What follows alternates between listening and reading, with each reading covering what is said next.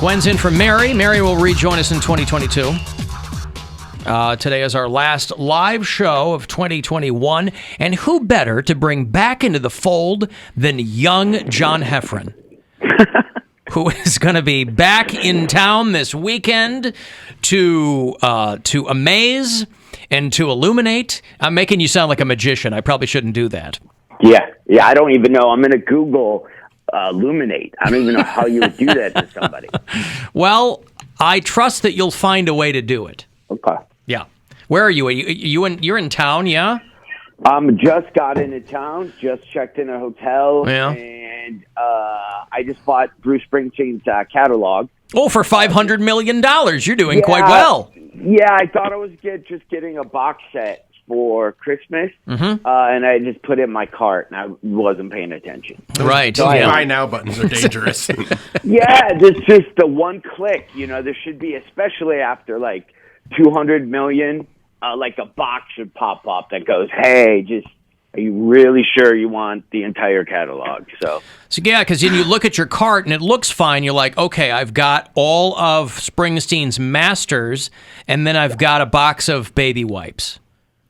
Yeah, and then some type of male enlargement pills. Yeah, so for $500 million or whatever I spent, I can get the exact lyrics to "Blinded by the Light," which then I'm going to turn into an NFT and sell that for like $2 million. See how I'm going to flip it? I'm just flipping like this whole thing. I got a whole plan. Yeah, right. Those non-fungible tokens, boy, they're taking the world by storm. Yeah, like I don't get those. I don't know why I'm bringing this up because I think I saw somebody tweet about it. So I don't know what they are, and your listeners don't. To me, it's like coloring book currency, kind of, right? It's people who do drawings that are then you can sell them. Yeah, I don't really get it either, but people who are into them love to tell me. They go, well, nothing's worth anything unless somebody says it is. Like, we all agree that money's worth something. And I go, I guess. Yeah, it makes no sense to me, but I guess they look like scribbles. Like, I don't get why somebody would spend $50,000 on something that looked like I drew on my Trapper Keeper in 1982, like a thing. But I just want to do a prediction because, you're on air. I want to predict this story. There will be, at some point, a maybe 4th to 5th grade art teacher, if schools still have art teachers, that will be creating an NFT mill at art class and just getting a bunch of little kids just to draw pictures. And then that art teacher is going to sell them as NFTs. And you're probably not far off because technically they won't be violating any child labor laws because it's not work, it's play. You're genius. Mm-hmm. Yeah, I get it. I think so. Last time I talked to you, I think you were at your farm in the middle of somewhere. Where are you? Outside Ann Arbor? Or where, you're in the... Yes. Yeah. We out there, and then a lot's happened since I've talked to you. Obviously, the COVID thing. I got married middle of the farm. I managed to find somebody. People joke about farmersonly.com. I got to say, put your struggles elsewhere. Yeah. Where's your farm? It's in Michigan, like Ann Arbor-ish. And is so it Chelsea? I got married last week. I'm sorry. What'd you say? I said, is it in Chelsea? That area, yeah. Huh? So I got married last week, and so this Christmas will be the first. So I guess I'll ask your panel of experts. We put not a restriction. How much money are we going to spend on Christmas? Yeah, like a limit. Yeah. Yeah. Okay. So very first Christmas with this person, out of the gate, do I stick with it, or how much past it do I blow through it? I don't know what to do because this is. Well, do you want to say? Do you want to say what the limit is?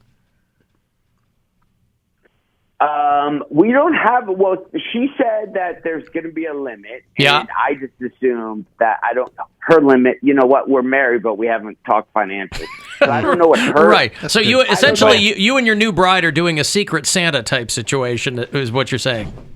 Yes. Yeah. So what would be respectable? like respectable. Keep in mind that it's been COVID and I haven't worked in a year. Like, Right. how much do I go? Because I already told her I don't need anything. I have you. That's the greatest Christmas gift a person can give. Are you listening, ladies? Sorry, he's taken. John Heffron's taken. Sorry, ladies. I gotta, that $9 I pay a month for my Hallmark movie app is paying off. Right, yeah, you already live, your life's already kind of like those movies. You're already living on a farm. You have a brand new bride. Right. He's a big-time Los Angeles comic who gets stuck in a small town. There you Not go. only does he find love, but he finds his new pet. Yeah. There might be a limit on Christmas gifts, but there's no limit on love. Starring John Heffron, No Limit on Love. What would the title of that be? But yeah, so what would you do if you were in my scenario? I would get one of those advent calendars, but behind each flap is a 1-carat diamond. Is that too much? I mean, is that too ostentatious? Wow. Is that Well, hey, boys, somebody's getting paid well to do live reads, aren't they? He works on a farm, so it could just be 1 carat. Oh, a carrot. Just a Yes. carrot. No, I don't think you should have to spend a lot, but I think you really need to do something sentimental, and it really has to knock it out of the park. Are you good with sentimental, John? Literally just eloped like a week ago. Yeah. And I thought that was like the thing, but that doesn't count for anything anymore. No, you chose December. No. You chose No, December. My birthday's tomorrow, and I don't want double gifts. Right. And neither does Don't your I wife. know it? Yeah. Yeah. Okay, so okay. We're giving you no help whatsoever, and for that I apologize. Now I gotta find an a cappella group. No. Do you have any like small trinket or something you took from your wedding that she doesn't necessarily know about? Like, do you have a cocktail napkin or something you saved that you could attach some sort of meaning to and present it to her? But here's how dumb this is. This is why I accidentally bought the Springsteen catalog. Yeah. There were an artist did like a bunch of paintings that were on the wall where we had our quick elopement. I bought those paintings that are in almost every one of our pictures at the thing. These really cool. I don't even know. I don't know nothing about paintings. But anyway, I bought them, but I already gave them to her. Well, that was a big mistake. That was a huge mistake. You blew your wad. You did. Okay, now, let me ask you this, though. John, what about this? If you have a prenuptial agreement, you can rip that up in front of her on Christmas. There you go. That's always a good show of love. No. I'll take that to another level. I'll have it, and I'll have it look really official, like in one of those.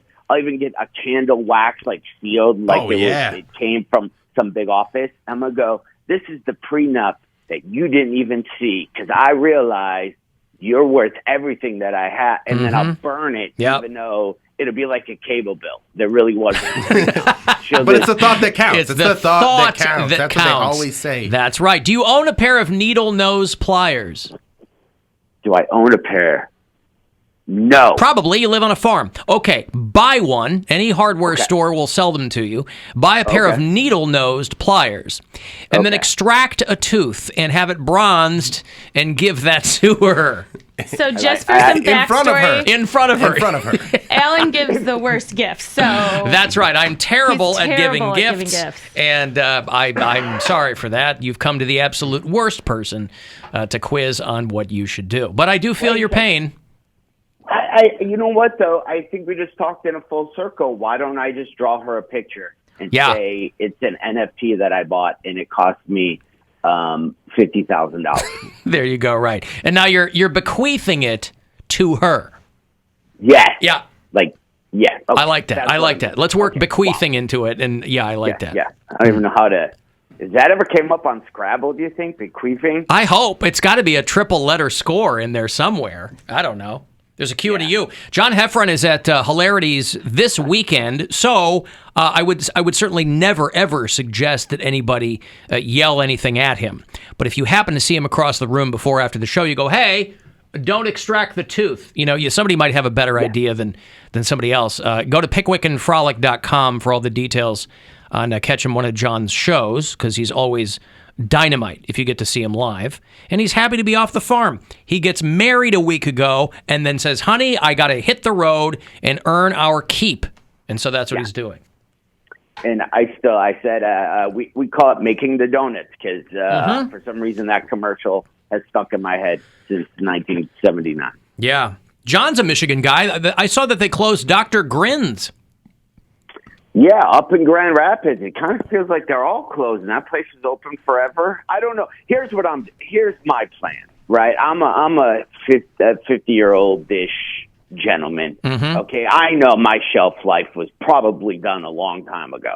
I'm in this weird gray area. All I got to do is hold out for another maybe 5 years, and it's only retirement communities. That's the only place you're going to see me. Yep. So I'm thinking about starting a mailing list for like just my 4:00 show. But I think I should start building that list now. Mm-hmm. So just when it's time to do those, right, then we do it. Because, I mean, you need to open a Bill Knapp's and then have your own dinner and a show. Yeah. That's kind of genius because a lot of the chains, not like Hilarities, this place is Nick, and the food here is amazing, but most comedy clubs are kind of crappy and are basically Bill Knapp's. Not saying Bill Knapp's are crappy, but they're very, very. Well, we have for people that have no clue what I'm talking about. I thought Bill Knapp's was close. It is. It's far gone. Yeah. All right. We have bureau chiefs. We have people who listen in Grand Rapids, and there's this huge building called the Bob, and it literally means big old building. And there's a comedy club there called Dr. Grin's that was there forever, like 25, 30 years, and it's closed down. And so that was a big spot in the Midwest for comics to do over the last quarter century. Kind of, and I've headlined there for 25 years. It's one, yeah. I only have 3 really good markets left, and they just took, I sold for condos. So I'm still going to show up once a year. I don't know who's going to be living in the condo that would be the comedy club, but I'm still showing up. I'm like, if you ever see birds that are in parking lots, like seagulls, and there's no water, and you're like, why are those seagulls just in the parking lot of the mall? It's because there used to be water there. Yeah. And they haven't been told yet. It's just in their DNA to show up there. So that's kind of what comics are. Plus, those birds are all drones anyway. Birds aren't real at all. They're all drones. Government, dude. It's yeah. the government. The birds are there, and then they're just trying to give you booster shots. That's all they are. Somebody sent me a video a couple of weeks ago. I hadn't seen it, but it was you. John Heffron is a guy who also has many years of doing radio under his belt. He was on the air in Detroit back in the day. Were you on with Bonaducci or Steve Cochran? Who were you on with? I was on with both. Okay. I started with Danny, and then for about 3 years, Bonaducci had me fired almost every 4 days. I think. So like every 5th day, I was refilling out health insurance forms because I was fired the previous day, and then I got rehired. So I was constantly doing that. Yeah, the show that I was on when I was first getting going, the show that I was on in Chicago, Bonaducci was our overnight guy, and so you got him when he was still a madman, because now he's been on in Seattle for like a decade and he's killing it and he's doing well, but back when you were with him, he was still insane all the time. So this is really going to be really boring to your listeners, but we probably have a bunch of mutual friends. So my boss was this guy, Larry Word, and I also did. He was my boss too. I did The Loop with Danny, where we do mornings in Detroit, then he would do afternoon show on The Loop, and that was when it was Brandmeier and all that stuff. Yeah. I actually went to one of the greatest parties I've ever been to at the what's that big bar that's down in Chicago? Not the Roosevelt. It looks like a church. Oh God! You and I were probably at the Loop at the same time. The Excalibur. Yes. Yeah, Excalibur. That's where all the Springer guests used to go. Yeah, where the dome room was right next door. Yeah. Yeah, the Excalibur. There, but yeah, I love those days. But Danny was. I have so many funny stories about Danny Bonaducci, and if you're listening and you're like, who's Danny Bonaducci? He was on the Partridge Family, and he had troubled youth, and somehow he made it out of all of it. I think he's indestructible. He's just this, but I have so many stories about him. We got in a fight once on air, and I don't know if you heard this story before. I don't know if I told you. So we got a fight on air. We were interviewing Janet Jackson, and I know you guys know this, but if you're interviewing somebody big, there's a publicist that will hit like a tone, and a producer can hear that tone, and that just means you just got to wrap up the phone call that they got to go on the next one. So the tone's going off. Janet Jackson's talking. Danny says the wrong place. He says she's performing at the Palace of Auburn Hills, and she wasn't. She was at Joe Louis. This is how far back that goes. Yeah. None of those exist right now anymore. Demolished. So he gets it wrong, and he gets this guy, Matt, who's our producer, and he starts choking him. And then there was a light punch, but then they're on this console where Danny would run the board, and it was kind of high up, and then both of them disappear. I can't see them from my little sidekick little chair I'm in. So I asked Janet Jackson a question. I go, hey, do you like Pop-Tarts? And she would give one-word answers. I don't know why I asked that. That was a yes or no. I should ask a long-winded conversation. I jump over. I pull Danny off of Matt. During the mayhem, I get blasted in the back of the head with just a punch. So we did a show. I go back to my apartment a little bit later on that day. The girl I was dating at the time goes, whose VCR is that? I go, what VCR? She goes, in the Best Buy bag. I go, I didn't buy that. Did you bring it in? She goes, no, it's your signature. I'm like, when did I buy that? And then she's like, are you drunk? I'm like, no, I don't remember buying the VCR. So then I kind of told her what happened. And then she goes, let's just go to the emergency thing. Anyway, I had a concussion. I didn't remember finishing the show or buying a VCR. And this is in the mid-'90s when people bought DVD players. So Bonaducci hit me so hard, he knocked me back a full generation. You time traveled. Time travel. If you would put a little bit more weight in it, I'd be like top loader Betamax or, yeah, right. 8mm. So you go ahead.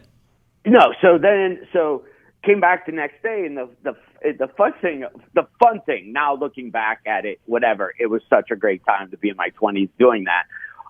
But there were probably some rules that you're not allowed to hit a coworker. Sure. Right? So I remember going to my mailbox. You had these little cubby holes, and it was, we had some slip that the sales department was getting me to do some live dumb remote that's not paid on Saturday morning, your only day you can sleep in. You're like, no, can you be at the shoe hut from 2 to 6 with an intern who hates her life and an old station logo with a koozie? And you're like, yeah. So in that little cubby hole was stock was this thing, and I worked for a big, what was it called then? Clear Channel, Evergreen, whatever it was. I had all this stock, and I'm like, I'm such a good sidekick, that they are offering me stock options. When I called in from that live remote from the Rick Springfield Second Chance Prom, oh boy, I must have killed it. Yeah. Yeah. Because you didn't realize it was 75 cents a share. Yeah. Then, I don't even know. So then Danny just left, and he just, I came. It was radio. I came the next day, and I think we had the afternoon guy or this guy Joe Kincaid or somebody was there, and then Steve Cochran came shortly after, and Steve Cochran didn't hit me one time. Did not hit me one time. Yeah, I got off on a tangent with you there, but somebody had sent me a video of you at one of your shows hitting the post on stage. I loved it. Oh, that's one of my favorite things to do in life. Love it. It's like a running joke here of me. People will just call and go, hey, Alan, can you hit the post? And they'll just name songs. I'm like, I haven't heard every song ever. There's some I can do, but not all of them. Yeah, and now these kids today, now there's a timer that counts down. But I did some radio thing where I'm pretty long-winded, where I just talk too long, and they just cut it up and they moved it, and they had the conversation end right on the post, even though it really didn't happen. Sure. I'm like, you kids today, you can't even. You don't even have to know the song anymore. Nope. Yeah. You don't know. Everybody, you can go see John Heffron this weekend at Hilarities. You go to pickwickandfrolic.com for all of the details on when you can see him do whatever he wants to do when he's up there on stage. And I'm glad you're back out there. Congratulations on your nuptials, John. And Thank you. I always like talking to you, man. Take care. I appreciate it. If you guys ever are in the NFT business, let me know. I want to be the first one to purchase your guys. You'll be the first one I hit up. Okay. All right, thank you, pal. Thank you so much. Bradley Wood from Huey Lewis. You're going to see this in the movie Back to the Future.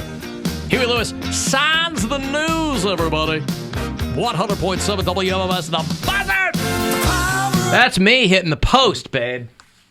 When he said that he got the Bruce Springsteen catalog, my mind went to a catalog where Bruce Springsteen was wearing all of the clothes. Yeah, here's me with the sleeveless denim Like jacket. he was going to lay down in his hotel room and flip through the catalog. Yeah. Yeah. Boy, the boss is in great shape for 71 years old. No wonder he's modeling all these clothes. I've got to take a break. I will have Bill Burr tickets for you closer to 5:20 if you want to catch him in April at the Romo Fijo. If you want to text for anything here, 35192.